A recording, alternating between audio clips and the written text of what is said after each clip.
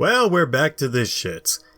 Thanks to your guys' unprecedented response to the Finnish creation story video, you've earned yourselves a part 2. So, in coordination with that, I downloaded a copy of the Kalevala to my tablet and started giving it the old BBBB treatment.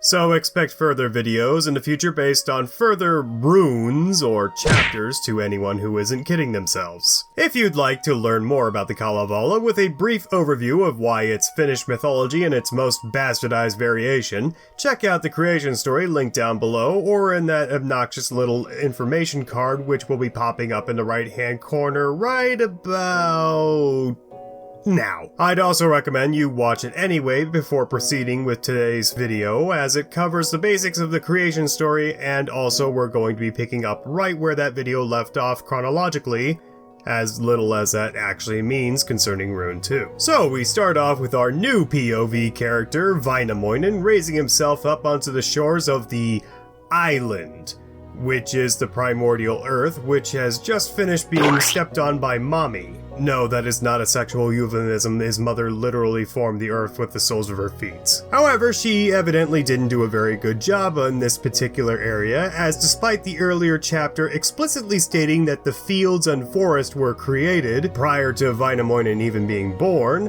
the island he landed on was sufficiently devoid of all life. This just means that, of course, we're going to see the origin point for life on this island, because why else would I even bother bringing it up? However, because Väinämöinen is supposedly too busy doing other stuff we don't get to see in this chapter, he contracts out a young lad named Sampsa Pellervoinen, who thankfully, for a change of pace, is not overtly sexualized by mythology, probably because this was written in 1835 and poets had long since abandoned their fantasies of sodomy. So Sampsa finishes Väinämöinen's lawn work for him, scattering about the seeds of various different trees and sprouts, all while Longrot neglects to mention where the hell they or Sampsa himself came from. For a while, the island flourished, transforming itself from a desolate little rock in the middle of buttfuck nowhere, which is basically the entirety of Finland, into a thriving, beautiful land full of foliage minus one notable specimen. But the oak tree has not sprouted, tree of heaven is not growing, still within the acorn sleeping, its own happiness enjoying. So this next part is a bit vague as to how intentional the following events were by the design of Väinämöinen. The passage says that he spots some maidens, I don't know where the hell they came from either, raking up the excess grasses into a pile before the sea monster, part-time god of war, full-time walrus, Tursus, emerges from the waters and starts setting fire to the compiled grasses with his monstrous breath, which in turn causes a chain reaction which burns down the whole friggin' island and subsequently fertilizes the soil of the oak tree, allowing for it to sprout. The Kalevala just kinda says it happens with no rhyme or reason, and certainly not by Väinämöinen's instruction, but the whole thing seems like an incredibly coincidental happy accident which somehow results in the main goal of the story being resolved without issue.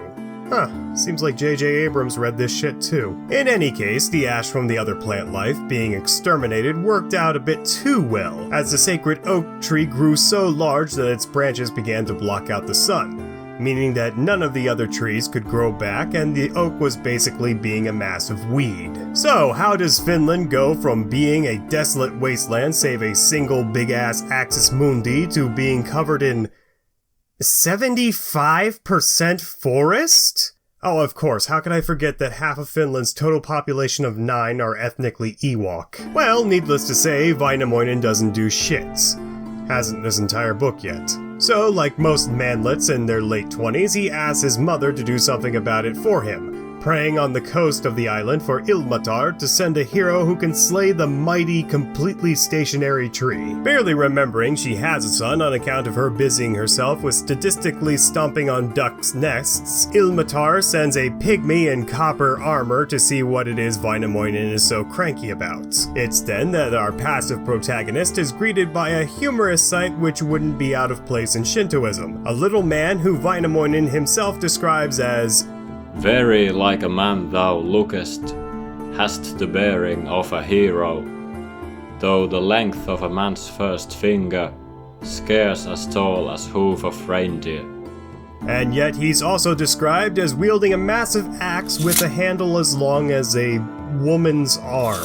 Very specific. Naturally, Wainamoinen has his doubts concerning whether or not this is the little man that he prayed for, presumably because he was... excuse me, I'm not progressive enough to know the buzzword ism or phobia, which describes discrimination against midgets. Hold on here. Okay, apparently he's sizist. However, the Encyclopedia of World Problems, First World Problems, gives us this lovely word salad, unequal facilities for undersized persons. These are the people educating your children. Regardless, I think Wainamoinen has just cause to think that this little man with a big axe can't do the job. However, the pygmy responds that he was sent by his mother to cut down the tree, and so that's what he's gonna do. And then Wainamoinen gets all nosta kusi pahan and says, Verily I think thee human, of the race of pygmy heroes. Might as well be dead or dying, fit for nothing but to perish. The hero of Finnish folklore, ladies and gentlemen. However, like the protagonist of any one of Darman's shitty videos, the pygmy immediately starts growing into a giant stature, where he then proceeds to chop down the eclipsing oak tree in one fell swoop, thus saving the world from perpetual darkness which it had been cast in. For those of you holding your breath in suspense as to whether or not the tree was put to any sort of use given the impeccable state of the global lumber industry today, you can let out a sigh of relief, as all the parts of the tree were put to good use, as noted in the Kalevala.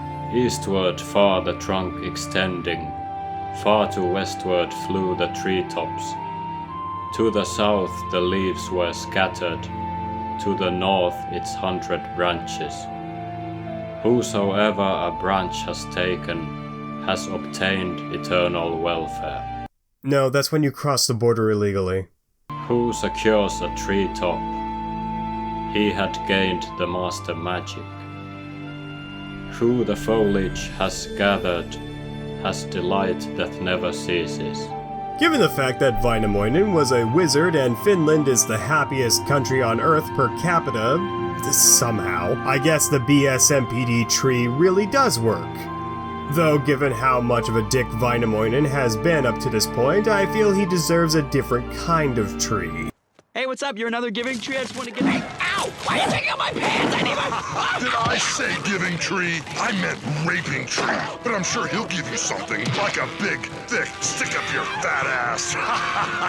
So naturally, after never apologizing to the pygmy, Wainamoinen can now start growing shit again. And like anyone with crippling alcoholism looking for a hobby, he decides to grow some barley for craft brewing. However, a random-ass titmouse tells him that he will never get the harvest to grow unless he burns down all the other plants on the island all over again. Okay, I'd be more upset about this if it wasn't the second field mouse giving a mythical hero advice on pyrotechnics we've covered on this channel. I dare say there's a pattern starting to form here along the same lines of magical shoes appearing on and off throughout different cultures. Anyway, of course, Wainamoinen starts leveling the forest again. This time though, he spares the birch tree so that the birds could have a place to perch on.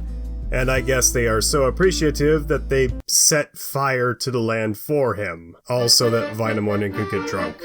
We sure this tale isn't actually German? To wrap things up, Wainamoinen prays to Ukko to send rains. He sends rains, the fire is quelled, the barley grows nice and healthy, and Smokey Bear whacks our hero over the head with a shovel, slaves Tursus, dethrones Ukko, and becomes the de facto center of the Finnish people and their seemingly indestructible cell phones. I mean, this kinda does happen, just change Smokey Bear's name to Jesus Christ and you've got yourself an abridged yet not totally inaccurate summary of medieval Finnish history. Just ask this poor schmuck. Thank you all very much for watching today's video. My name is Antti Palosaari and I have been the sexy Finnish voice you have been hearing throughout this video. If you like what you heard, and of course you did, then feel free to subscribe to my channel linked in the description for more Finnish mythology content. And while you're there, I also have my own comic series called Trolled, which is also linked in the description. Oh, and I guess subscribe to Messiahs and Mythology while you're at it. He needs all the help he can get. And with that I'll say Jumalten ja kaikkien muiden saatanan perkeleiden siunaamaa päivänjatkoa kaikille. And thanks again for watching.